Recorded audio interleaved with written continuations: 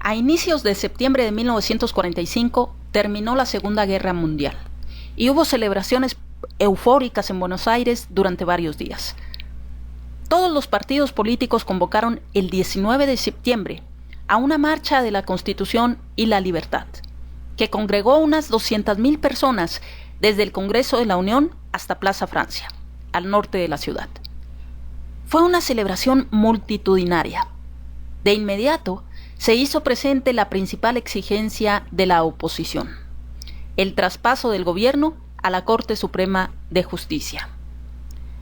Esto expresaba una pretensión de rendición incondicional del gobierno, pero el ejército no estaba dispuesto a ceder a ese requerimiento, que percibía como una derrota humillante para la institución.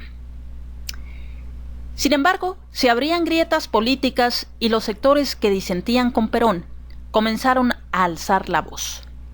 Por su parte, los sindicatos rechazaban la idea del traspaso del gobierno a la Corte. Un experimentado dirigente del gremio telefónico, Luis Gay, que sería presidente del nuevo Partido Laborista y después víctima política de Perón, explicó mucho tiempo más tarde: para la ciudadanía y muy especialmente para las organizaciones sindicales, la Corte era sinónimo de reacción. El proletariado, abandonando dudas y prevenciones explicables, no tardó en tomar partido contra el capitalismo y la Corte. Esto es lo que refiere Luis Gay. En este contexto, las presiones políticas iban en aumento.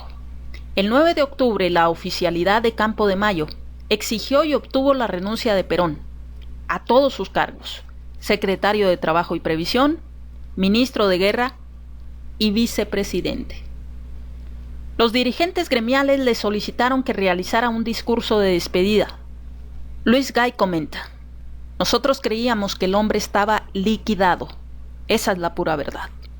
No había en el pensamiento de nadie, ni nuestro ni de él, la posibilidad de que el movimiento obrero se constituyera en una fuerza política suficientemente fuerte como para cambiar el curso de los acontecimientos. Esa fue una errada opinión. El gobierno no solo autorizó el acto de despedida el 10 de octubre, sino también la transmisión por radio del discurso de Perón, en el cual el temor a la violencia desatada de las masas ocupó un lugar muy peculiar. Ante unos 70.000 trabajadores reunidos en pocas horas, Perón repasó y reivindicó la obra de la Secretaría de Trabajo y Previsión. Los concurrentes recibieron sus palabras coreando consignas como Perón presidente y 1 millón de votos, expresiones que indicaban una posible salida política para los organizadores del acto y para el propio Perón. Todavía tendría que desarrollarse una de las semanas más vertiginosas de la historia argentina para que se concretara el llamado a elecciones. Quizá Perón pensaba en ese momento en las futuras elecciones. Sin embargo, sería anacrónico creer que podía concebir un 17 de octubre, por la sencilla razón de que lo que sucedió resultaba inimaginable sin una serie de acciones del gobierno, de la oposición política y de la patronal en los días sucesivos. Vamos a ver cuáles fueron esos acontecimientos que fueron grandes errores que originarían lo que aconteció el 17 de octubre. Durante el feriado del 12 de octubre, se generó una movilización espontánea contra el gobierno por parte de sectores conservadores y de la alta sociedad en la Plaza San Martín y en los alrededores del círculo militar. Los manifestantes exigían el traspaso del gobierno a la Corte. Al día siguiente, Perón fue detenido y enviado a la isla Martín García, lo cual provocó mucha incertidumbre y temor en los sectores obreros. En cambio, la oposición política celebraba y la patronal no demoró en mostrar cómo sería el país sin Perón.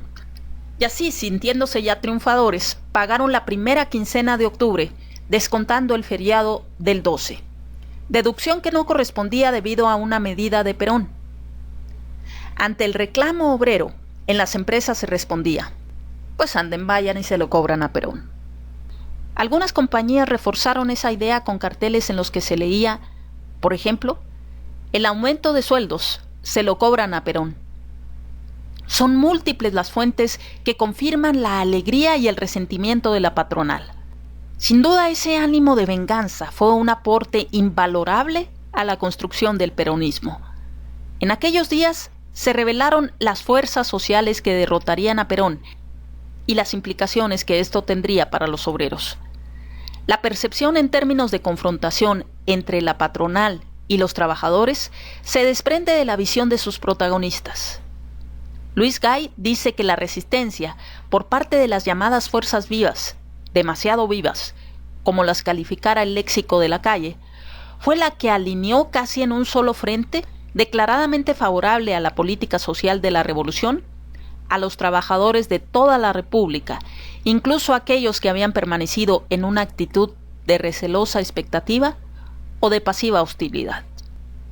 ¿Qué significa esto? Que en otras palabras, la reacción antiperonista fue una condición para el surgimiento del peronismo. No puede comprenderse el origen del peronismo sin esta dimensión relacional. Y del mismo modo, en las transformaciones posteriores del peronismo, ha sido constitutiva esa dimensión relacional con lo otro, el antiperonismo.